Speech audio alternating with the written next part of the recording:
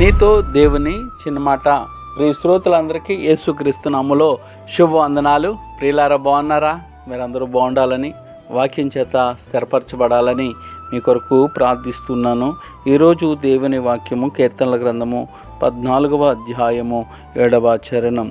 సియోనులో నుండి ఇశ్రాయేలునకు రక్షణ కలుగునుగాక. యెహోవా చెరలోని తన ప్రజలను రప్పించినప్పుడు యాకోబు హర్షించును, ఇశ్రాయేలు సంతోషించును.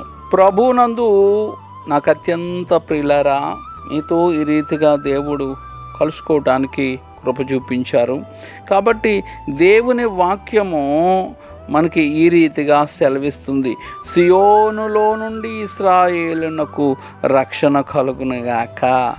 మానవులకు రక్షణ ఉందని, దేవుని నుండి దూరముగా తోలివేయబడిన వాడు తిరిగి రావడానికి దేవుడు ఒక పద్ధతిని ఏర్పరిచాడు.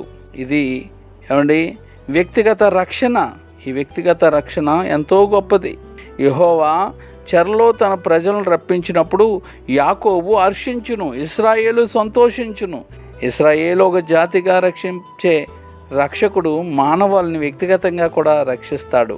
పాపులను రక్షించే రక్షకుడు ఈ సత్యాన్ని సాక్షి న్యాయస్థానములోని వారికి తెలియజేశాడు.